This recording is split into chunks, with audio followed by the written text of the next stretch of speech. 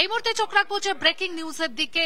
নিটের counselling স্থগিত নয়, জানালো সুপ্রিম কোর্ট। পরীক্ষা বাতিল হলে তবে স্থগিত হবে সবকিছু। মামলার শুনানিতে কাউন্সেলিং পিছিয়ে দেওয়ার আবেদন জানানো হয়, আবেদন খারিজ করল শীর্ষ আদালত। 8ই জুলাই মামলার পরবর্তী শুনানি, অর্থাৎ 8ই জুলাই স্পষ্ট হবে যে নিট নিয়ে ঠিক কি হতে চলেছে। নিটের কাউন্সেলিং স্থগিত নয়, জানালো সুপ্রিম কোর্ট। পরীক্ষা বাতিল হলে তবে স্থগিত হবে সবকিছু।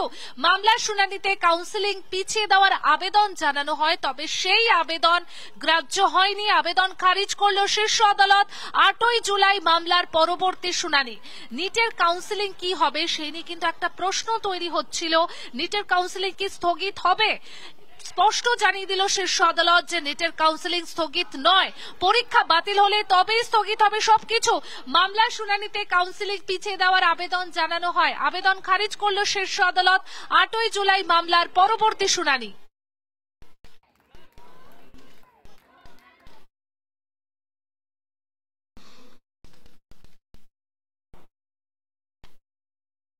আপনাদের আরো একবার জানাই, নিট নিয়ে একের পর এক অভিযোগ সামনে এসেছে। নিটের রেজাল্ট বেরোনোর পর থেকে প্রশ্ন উঠতে শুরু করেছে যে 67 জন কি করে ফুল মার্কস পেতে পারে। তারপরেই কিন্তু নিট নিয়ে একাধিক প্রশ্ন উঠতে শুরু করে যে তাহলে কি নিটেও দুর্নীতি রয়েছে। আর সেক্ষেত্রে সুপ্রিম কোর্টের দিকেই কিন্তু এখন নজর রয়েছে, কারণ 8ই জুলাই মামলার পরবর্তী শুনানি। সেই শুনানিতেই স্পষ্ট হয়ে যাবে যে নিট যেসব পরীক্ষার্থীরা দিয়েছেন তাদের ভবিষ্যৎ ঠিক কি হতে চলেছে। নিটের কাউন্সেলিং স্থগিত নয়, এই মুহূর্তে কিন্তু নির্দেশ সুপ্রিম কোর্টে। সুপ্রিম কোর্ট জানিয়ে দিয়েছে নিটের কাউন্সেলিং স্থগিত নয়। নিটের কাউন্সেলিং নিয়ে প্রশ্ন উঠছিল যে নিটের কাউন্সেলিং কি হবে। নিটের কাউন্সেলিং স্থগিত নয়, পরীক্ষা বাতিল হলে তবে স্থগিত হবে সবকিছু। মামলার শুনানিতে কাউন্সেলিং পিছিয়ে দেওয়ার আবেদন জানানো হয়, তবে সেই আবেদন খারিজ করল শীর্ষ আদালত। 8ই জুলাই হতে চলেছে মামলার পরবর্তী শুনানি, এবং সেই 8ই জুলাই কিন্তু বোঝা যাবে যে নিট নিয়ে ঠিক কি হতে চলেছে। নিটের কাউন্সেলিং স্থগিত নয়, জানালো সুপ্রিম কোর্ট। পরীক্ষা বাতিল হলে তবেই স্থগিত হবে সবকিছু। মামলার শুনানিতে কাউন্সেলিং এ পিছিয়ে দেওয়ার আবেদন জানানো হয়।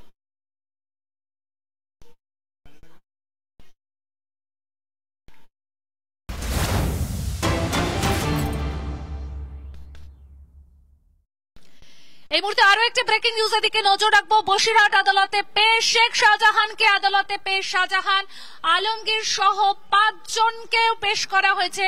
বসিরহাট আদালতে পেশ শেখ শাহজাহান, আদালতে পেশ শাহজাহান, আলমগীর সহ 5 জনকে বসিরহাট আদালতে পেশ। শেখ শাহজাহানের বিরুদ্ধে একের পর এক অভিযোগ উঠে এসেছে। গতকালই ইডি যে অভিযোগ পেশ করেছে যে তারা বিভিন্ন জমি, শেখ শাহজাহান বাহিনী বিভিন্ন জমি কম দামে সেই জমি কিনে নিত, এমনটাই কিন্তু জানা গেছে। বসিরহাট আদালতে এই মুহূর্তে পেশ শেখ শাহজাহানকে। আদালতে পেশ শাহজাহান, আলমগীর সহ আরো 5 জন। শেখ শাহজাহান যার বিরুদ্ধে ভুরি ভুরি অভিযোগ, একের পর এক অভিযোগ, বিভিন্ন জমি গ্রামবাসীদের কাছ থেকে জোর করে ছিনিয়ে নেওয়ার অভিযোগ। কম দামে জমি কেনা হতো, যেসব জমির দাম 20 লাখ, সেই সমস্ত জমি 3-4 লাখে জোর করে ছিনিয়ে নিত শেখ শাহজাহান বাহিনী। আর জমি না দিলেই প্রাণে মেরে ফেলার হুমকি দেওয়া হতো। এর পাশাপাশি আরো একাধিক অভিযোগ শেখ শাহজাহানের বিরুদ্ধে।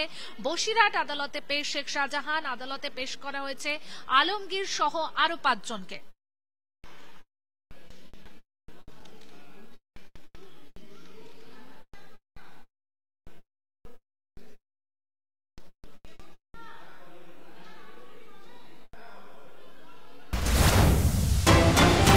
এই মুহূর্তে আমডাঙ্গার দিকে নজর রাখতে হচ্ছে। আমডাঙ্গার শাসক দলের কোন্দল, শাসকের কোন্দলে আহত উভয় পক্ষে 4।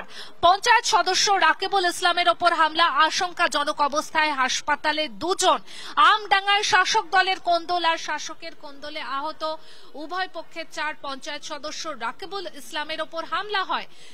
পঞ্চায়েত সদস্য রাকিবুল ইসলামের ওপর হামলার ঘটনা ঘটে, আশঙ্কাজনক অবস্থায় হাসপাতালে 2 জন। আমডাঙ্গার বোদাই গ্রাম পঞ্চায়েতের খুড়িগাছি গ্রামে তৃণমূলের সংঘর্ষ, আর উভয় পক্ষের এই সংঘর্ষে 4 জন গুরুতরভাবে আহত। পঞ্চায়েত সদস্য রাকিবুল ইসলামের ওপর হামলার ঘটনা ঘটে, আশঙ্কাজনক অবস্থায় হাসপাতালে ভর্তি 2 জন।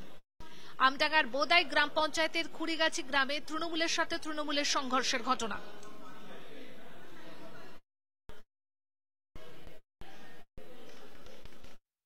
কিন্তু বিশাল বড় একটা পাওয়ারফুল মোস্তান, মানে মাফিয়া গুন্ডা। তো মোস্তান ও তো এরকম তোলাবাজি মাফিয়া গুন্ডামু করে খায় লোকেরা, মানে রাজনীতির নাম করে তোলাবাজি এই ভাই সেই করে খায়, বিভিন্ন রকম করে খায়। উনি তৃণমূল করে, উনি তো সব মানে শো, ওটা তো শো। পার্টি হাতে রেখে ভিতর দিয়ে মাফিয়া মোস্তানি করে খাবে, মানুষকে মারবে, ঘরের থেকে মেয়ে টেনে নিয়ে আসবো, ভয় দেখাবে, মা বোনিদের ভয় দেখাবে, তারা নিশ্চিন্তায় যেতে পারে না, কোনো কেউ নিশ্চিন্তায় ওখান থেকে বেরোতে পারে না। মেন তো ওনার ঘাটিতে হাটখোলার মুখে বাড়ি, কেউ ন্যায্য কথা বলতে গেলে বলে তোর দেখে নেবো রাস্তায় ফেলে, তোর রাস্তায় ফেলে দেখে নেবো, তোরা কি যাবি না?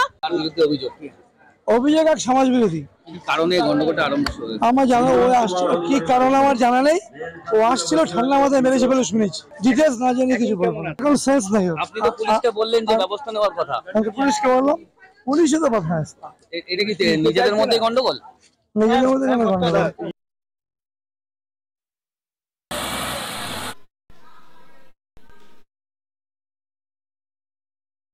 এই মুহূর্তে আরো একটা ব্রেকিং নিউজের দিকে নজর রাখতে হচ্ছে। ভারী বৃষ্টিতে বানারহাটে বিপর্যয়, বৃষ্টির জেরে বেহাল সেতুর অবস্থা, ফাটল ধরেছে সেতুতে।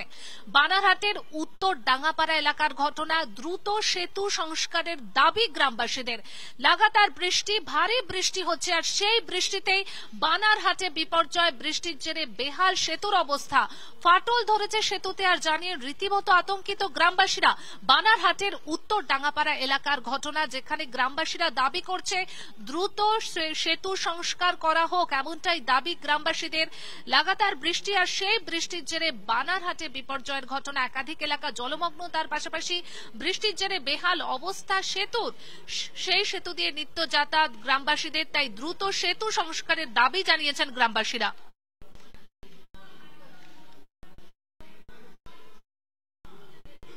কালবাটের ব্রিজ তো ওই উঠে গেল, তারপরে ওই যে ঢালাই করলো, ঢালাই করার পরে আবার রিফেরিং করিবার করলো, খালি উপরটাই বেরিং করলে ভিতরে কোনো কিছু করলো। আচ্ছা, তারপরে কি হলো? আজকে কি হয়েছে? এখন ওই যে পিলারের ধন হয়ে যাচ্ছে, ওই যে দাবি যাচ্ছে। কি কারণে এটা হয়েছে?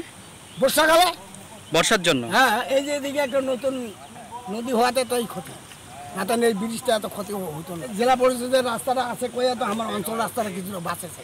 ওই দেখো না তো, একটা এখন স্কুলের ছাত্ররা যাবে, সাইকেল ধরে যেতে পারে না, অঞ্চল রাস্তাটা মেলামন নাই।